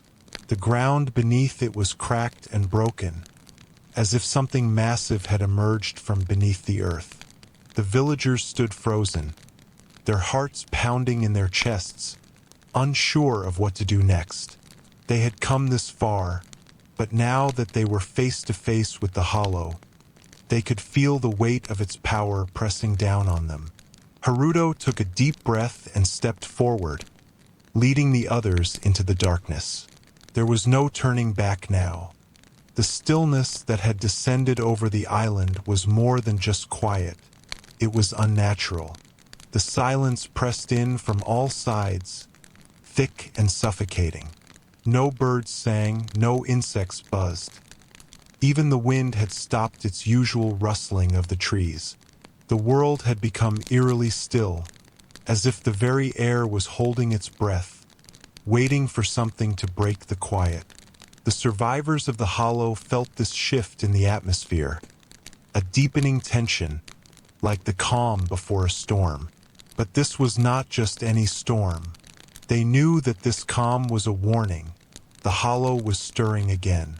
For days, the survivors had lived in the unsettling quiet, each of them haunted by their own thoughts and the memory of the ritual that had bound the hollow. It had been done, the price had been paid, but they knew it wasn't over. The island had never truly been at rest, and neither had the force that lay within it. They had only quieted it for a time, and now the hollow's hunger was beginning to rise again. Haruto, the elder and shaman of the group, had grown increasingly uneasy. He could feel the change in the air, the subtle shift in the atmosphere that signaled the hollow's return. He had lived on the island long enough to know its rhythms, its strange pulse, and he understood that the hollow was not a force that could be silenced forever. It was like a wound in the fabric of the world, festering and waiting for the right moment to open again. "The hollow is awakening," Haruto murmured, his voice low and filled with dread.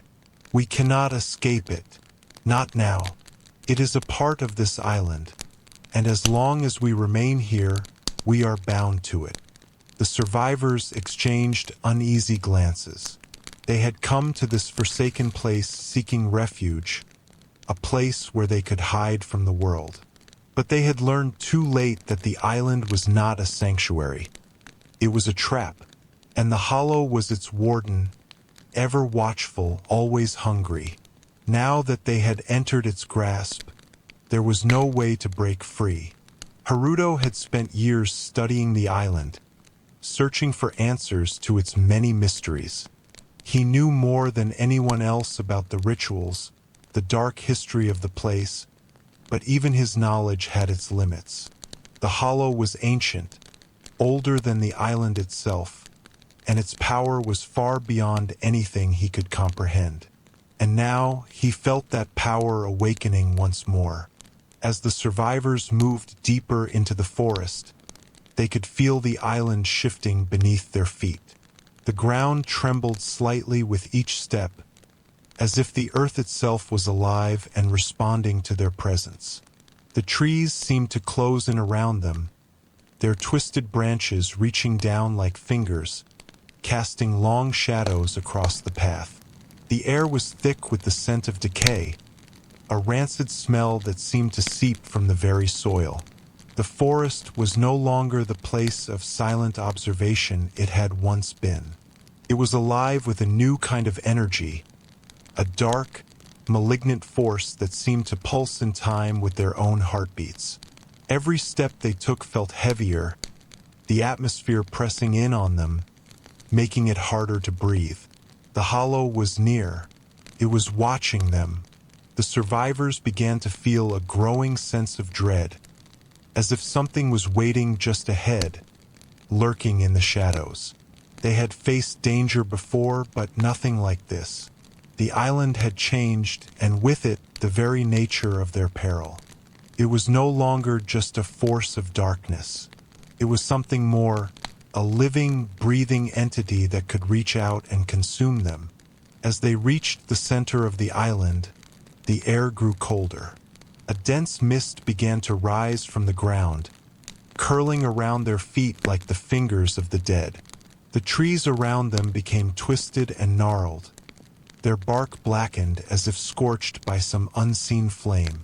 The path before them narrowed, leading into a clearing where the remnants of an ancient structure could be seen. The survivors paused, their gazes drawn to the stone monument that stood at the center of the clearing. It was an imposing structure, worn by time and neglect, its surface etched with strange symbols that seemed to shift and writhe in the flickering light. The stone was slick with moisture, and an unnatural cold radiated from it. Haruto stepped forward, his hand outstretched as if to touch it, but he stopped himself just short. "This is it," he whispered, his voice filled with a mixture of reverence and fear. "This is where it all began." The hollow was not just a place of death. It was a place of transformation. Those who had been cast into its depths were never the same. They returned twisted, changed by the darkness that consumed them. Some said they came back as something other than human, their souls torn apart by the hollow's hunger. Others claimed they were nothing but empty shells, their bodies animated by an unknown force, driven by the hollow's will. But no one knew for sure. The hollow had taken many, and its victims had all disappeared, leaving behind only whispers of their existence. Some of the survivors had heard the stories of people who had ventured into the island's heart and never returned, of those who had been sent there by the island's ancient rulers, exiled to disappear into the darkness. The hollow had been their final resting place, a place where they could be forgotten, their souls consumed by the island. Now, as they stood before the stone structure, the survivors realized the truth. They were not here to defeat the hollow. They had no power to stop it.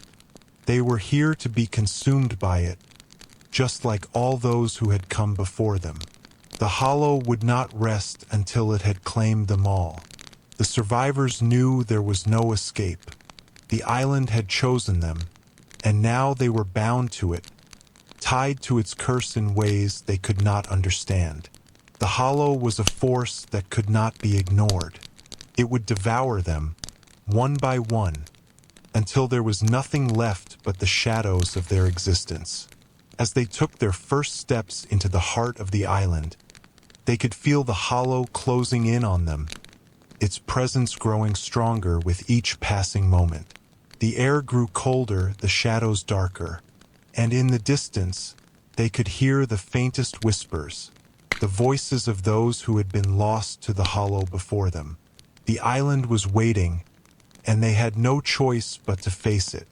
The hollow was awakening, and it was not finished with them. The island was no longer just a place of forgotten souls. It had become something else, a living, breathing nightmare. The hollow had fully awakened, its influence spreading through the land like a dark disease, consuming everything it touched. The survivors, now deep within the heart of the island, stood at the precipice of its final grip. They had reached the center, a place of desolation where no light seemed to touch. The stone structure loomed in the distance, its eerie presence casting a shadow over them. There was no wind, no sound, only the cold, suffocating silence that filled the air like an oppressive blanket. The sky above was a dull gray, as if it had been painted over by some malevolent hand. The atmosphere felt thick, pressing in on them, making it harder to breathe with each passing moment. The survivors had come this far, but now they realized that they were not simply facing the island's curse. They were confronting the hollow itself, the force that had bound them to this place, the darkness that had ensnared their souls. It was not just a physical entity, but a living, malevolent presence that fed on fear, on despair, on the very essence of those who had been cast into its depths. It was a being of hunger, and it would not rest until it had consumed everything. Haruto, the elder who had guided them through this journey, stood at the front, his face set in a grim expression. He knew what was coming. He had known from the very beginning that there would be no escape. The island had claimed them, just as it had claimed so many before them. And now it was time for them to pay the price. "We cannot fight this," Haruto said, his voice low but steady. "The hollow is not something we can defeat. It is a part of the island, and as long as we are here, we are bound to it. The island has chosen us, and now it will claim us." The survivors were silent, their faces pale with fear and resignation. They had come to this place with the hope of finding a way to escape, to break the curse that had trapped them. But now they understood the truth. There was no escape. The hollow had already taken root within them. It had fed on their fear, on their weakness, and now it would consume them whole. The stone structure before them seemed to pulse with a strange energy, its carvings shifting and warping as though they were alive. The air around it shimmered, as if the very fabric of reality was being distorted by the hollow's presence. They could feel the pull of it now, the way it tugged at their very souls, beckoning them closer. They had no choice but to move forward. With slow, deliberate steps, they approached the structure, their feet sinking into the cracked earth beneath them. Each step felt heavier than the last, as if the ground itself was trying to pull them back. But they pressed on, drawn by the force that had been waiting for them all this time. The closer they got, the more oppressive the air became. It was as though the very land around them was suffocating, the weight of the hollow's influence bearing down on them like a crushing weight. The survivors could feel the darkness closing in on them, could feel it wrapping around their hearts, squeezing the life from them with every breath. At the base of the structure, they paused, looking up at the towering stone monument before them. It was unlike anything they had ever seen, ancient and weathered, its surface covered in strange, twisting symbols that seemed to shift and change with each passing moment. The carvings pulsed with a faint, otherworldly glow, as though they were alive, watching, waiting. Haruto stepped forward, his hand trembling as he reached out to touch the stone. He could feel the power radiating from it, an ancient energy that seemed to resonate deep within him. It was as if the stone itself was alive, feeding on his presence, drawing from the fear and despair that had built up inside him during his time on the island. "This is it," he whispered, his voice filled with awe and terror. "This is where it ends." As he touched the stone, the ground trembled beneath them. A low, rumbling sound filled the air, like the sound of an ancient beast awakening from a long slumber.